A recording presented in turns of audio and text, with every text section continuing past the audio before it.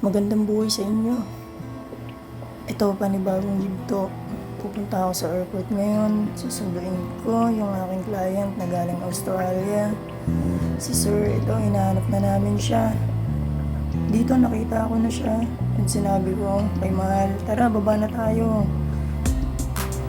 Ayan. Nahiya pa ako niya. Hindi ko alam sasabihin ko kasi hindi marunong mag-English masyado. Ayan na. Yo, what's up, sir? Yo. Yo. Puro ganun lang sabi ko. Ito, pauwi na kami.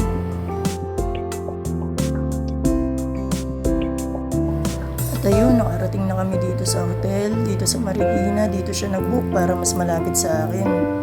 Para madali ko siyang mapuntahan araw-araw. At ayun, ito na. Dala-dala ko na yung mga gamit ko. Gagamitin ko sa mahabang session.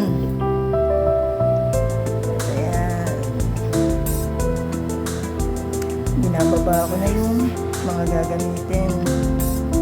Bisa mo dyan. Bagali. Yan, good.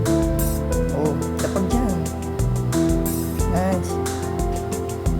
And then, ayan na. Medyo nakakabahan na ako dito. Hinahanda ko na yung English ko. Paano ba? Iniipon ko na kagabi pa lang.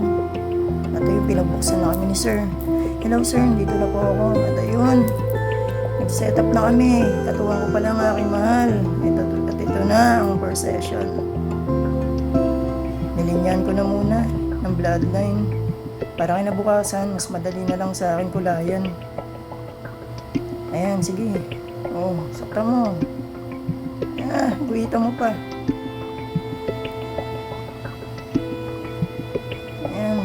At ayun, natapos ko yung lines. Kinabukasan, ito na. Kasama ko na naman siya. Aking katuwang. Pakit pa. Ano naman yun? O, ayan na. Kakatok na kami. Dito na kami ulit, sir. Ito na, sasaktan na kita. Kukulayan ko na yung likod mo. Ayan. At ayun, natapos ang first session. Second session, di na ako nakapag-video ng mga susunod na araw. Kaya ito, inano ko na lang. Pinagpasa-pasa. Tama ba? Pasa-pasa. Dugtong pala. Dugtong. Ayan. Hanggang sa matapos. Napakalakas ni Sir. Sobrang tibay niya. Itong pinakamalaking niyang tattoo. Makalipas ng 25 years, nakapagpatato siya ulit sa akin at napakaswerte ko.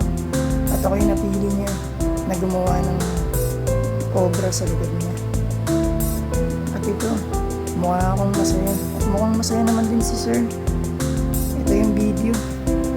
Short video ng finished product.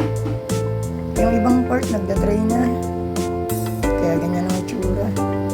Kinagabihan, afternoon, ito, nag-inuman kami ni Sir, doon malapit